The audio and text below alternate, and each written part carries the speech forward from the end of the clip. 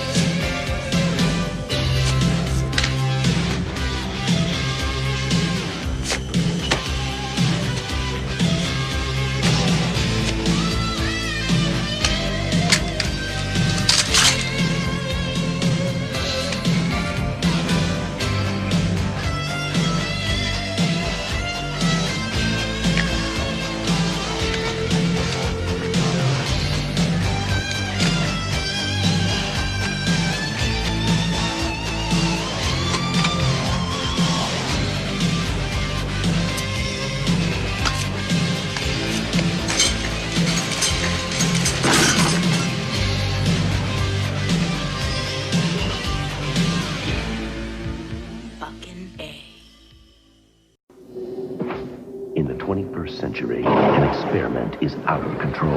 What is your primary function? Hardware, rated R, starts Friday, September 14th. Hey, this is Matt once again. Welcome back to another review, and this is another paid request for Seth. Thank you so much for that to everyone who has done that. If people want to send in requests, topics, reactions, reviews of movies or something else, re-reviews, whatever, or just donate, you just send it either directly to my PayPal or join my Patreon. Both links are down below in the info box. And this is for a film called Hardware, and I gotta say, this film was a lot better than I remember. Because when I first saw this film, it was advertised in the vein of The Terminator, or this is the best sci-fi horror film since Alien, or oh, if you love The Terminator, you'll love this. And yeah, it's best not to go into in those aspects. I would say a film I like more in this vein would be Death Machine, which also deals with a mechanical creature, and you have a strong female lady battling this thing back and forth. Like Death Machine I really enjoy. That's a very underrated film. I would put that above Hardware. But this was pretty good watching it again. It's directed by Richard Stanley, who definitely has a great visual style. A beautiful looking film. You know, it's post-apocalyptic future. You have these red dunes, great cinematography, as this guy scavenging parts. Does a fuck all better than Rey Skywalker, or whatever the fuck her name is in the new Star Wars movies. You want to talk about scavengers on desert, the fucking desert. One thing at least now, he finds these parts, and we find out it's for this thing called a Mark 13, which later on we find out is the government's take on population control, but it's been decommissioned at this point. And he sells it to this guy played by McDermott, who has this sort of robot hand, and he knows his girl loves these parts because she makes artwork out of it, so he takes it home to her. But the thing is not dead, and it wakes up and decides to have quite a bit of fun as you get this sort of back and forth between the lady stuck in the room and this creature, this mechanical terror. And like I said, watching it, I think the last time I saw it was at least, it might have been like 20 years ago. Or 15 years ago. It's been a long time. I think at then I just didn't appreciate it as much as I do now. Not only the look of the film, the music. I love the Order of Death. Their song, you know, this is what you want, this is what you get. This is what you want. This is what you get. That about 2 times in the film. I first heard that song in the Blair Witch Project had a CD, and this was on the CD. Granted, I don't know why, because it was never in the movie, but I just like, okay, fuck it, it's on the CD. Wow, this is a pretty cool song. And then when I'm like, oh shit, that's from Blair Witch Project, but this came out, 9 or so years before Blair Witch. So, and it wasn't. It was on the Blair Witch CD, not even the movie. But anyway, I do like that song quite a bit. It fits with the tone. This is a grim future. Like, this is a future where someone's boiling like coffee and there's fucking cockroaches in it. I mean, Lemmy, may he rest in peace, from Motorhead. He's driving this boat along this canal. Really good looking sets and dress settings. And what's funny is Lemmy is driving the boat and they're listening to Motorhead on the radio. I thought that was a nice touch. So you did really feel the grimness of this apocalyptic setting. I mean, and just more the visual look where when the girl gets it, she paints this American flag look on the face of it and puts it as the piece of this artwork she's doing. And there are times its eyes will light up red. Granted, that's a bit like the Terminator. But again, the comparisons to the Terminator, I guess because it's a robot chasing a girl, so it's Terminator. But I mean, the story-wise, I mean, I guess I did see a comparison, but I mean, I would put the Terminator above this. I think most would, but it's a fuckload better than T3, fuckload better than Genesis, fuckload better than I don't mind Salvation. I probably would put this above it, actually. Because this one definitely had more practical effects, has a little bit of gore. Then it's just a really striking look to the film.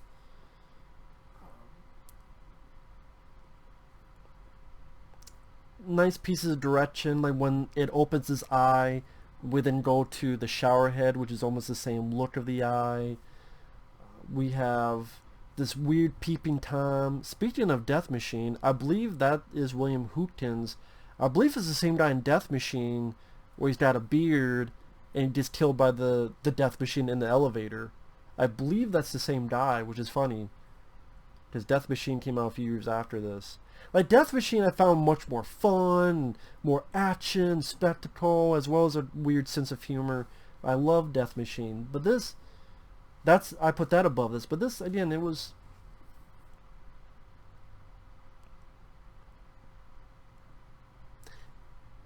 I'm enjoying the aesthetic look and setup of the movie.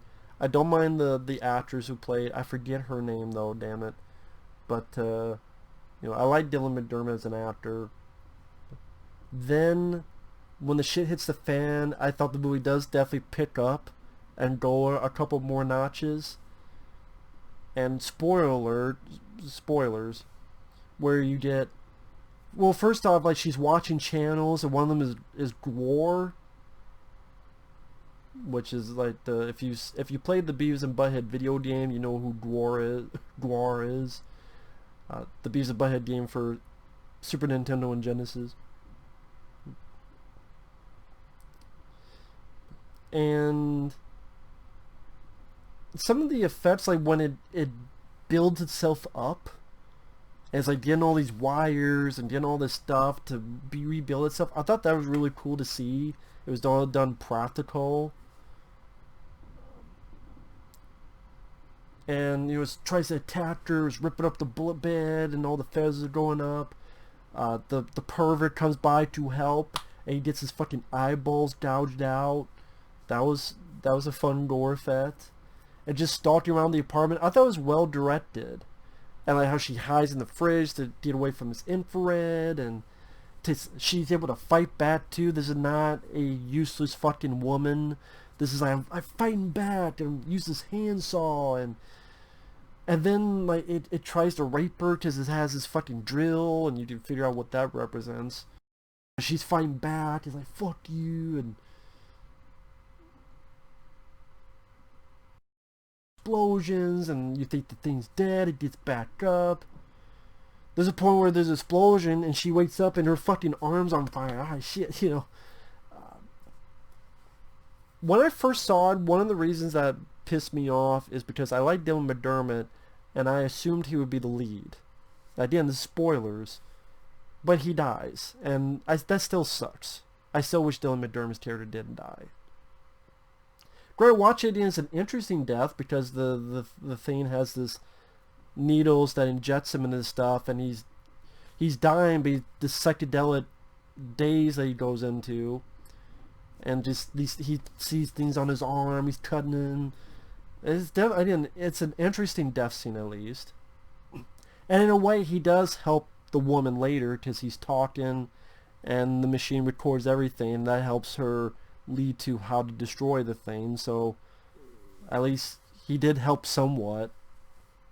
And he's able to get at least one more good shot before he dies. Like, he gets injected, but he shoots it with his fucking shotgun. That was nice. You have people getting cut in half by this door. Apparently that's where the MPA's like, this is NC-17. You gotta cut that stuff down. Still pretty decently gory. Oh yeah, one thing. Apparently, the director wanted Bill Paxton for the Dylan McDermott role. And this other guy, Shades, he wanted Jeffrey Combs. But the studio's like, oh, who's Bill Paxton? I'm like, Bill Paxton was more well known than Dylan McDermott at this point. Because Bill Paxton had done Weird Science and Aliens and Near Dark. Dylan McDermott, I like Dylan McDermott, but he had done what? Hamburger Hill? Which I love. But Aliens and Weird Science are more well known than fucking Hamburger Hill. So I don't know, that was a weird thing. And then Jeffrey Combs, it's because where it was made, it was one of those situations where you can only have a certain amount of American actors, and they hit their quota with the leads. So then they said, no, you gotta have one of our own. Which, to me, that's dumb. It's like, you know, people should be able to cast whoever the fuck they want to cast, not these bullshit rules.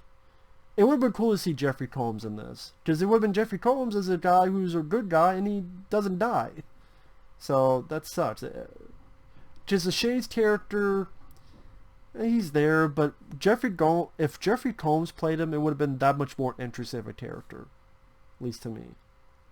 Just from the choice of actor alone. But yeah, I mean, it was, as the movie went on, it got more intense. It tries to pull out the window. She's hanging. She's got to swing through the bottom, the apartment below, find the bathroom with a baseball bat. That was, I mean, like I said, watching it again, I thought it was rather well directed. It was edited in a way that it wasn't confusing. I thought as it went along it got better and better. Yeah, it's such that Dylan McDermott passed away in the movie, but the girl, the lead, she was still pretty good and feisty and wasn't a dancer. Ooh, I broke her nail dead weight. The Shades character, maybe a bit more development with him would have been nice. The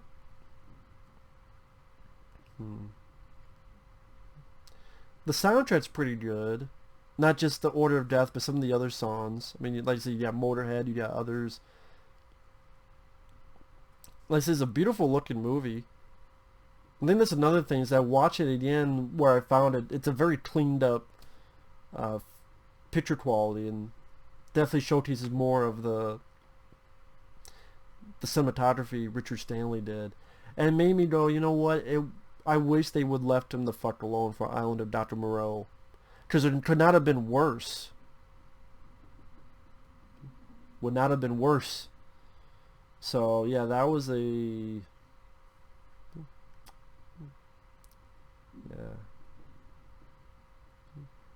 Yeah, that was definitely a disappointing thing. But yeah, with that said, Yeah, like I said, Hardware surprised me watching it again. I'm like, you know what, this is actually pretty good. You know, I like the music, I like the look of the film, the actors weren't too bad. I like Dylan McDermott, I like the lead girl. The Machine, I like the look of the Machine. It was still, it wasn't too clean, it wasn't sleek. You could tell it was made from random parts. It looked intimidating and creepy. Like, this is something you don't want to fuck with. And just, you know, it has more lives than the cat. When Dylan McDermott dies and how trippy that is, like scenes like that showcase the direction of Richard Stanley. That I thought, okay, I see how some people thought this guy had a talent that, what could he do next? Which made sense why he would get hired for something like Island of Dr. Moreau. Again, it could not have been worse than the shitty Marlon Brando film we got. But, yeah, that... But,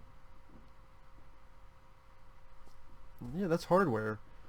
Again, I don't think it's as good as The Terminator or the best sci-fi as Alien, whatever the fuck the critics say, but pretty damn decent film, especially when you look at shit in today. For the limited budget, for what little they had, I was impressed to watch it again. So I am a fan of Hardware. So with that said, thanks for watching. Take care. We'll see you guys later. This definitely does have a one more. This definitely has a, I almost want to say cyberpunk feel to it. I know that doesn't make sense, but that's the word I kept thinking of, like cyberpunk. Which is weird because there's nothing, just something about it. For some reason, gave the impression like this is something I would see like William Gibson come up with. That may not make sense, but I don't know. That's just something that came to mind. I just threw it out there, see if anyone catches it. If that's bullshit, or maybe. But okay, seriously, this time, take care. We'll see you guys later. Bye bye.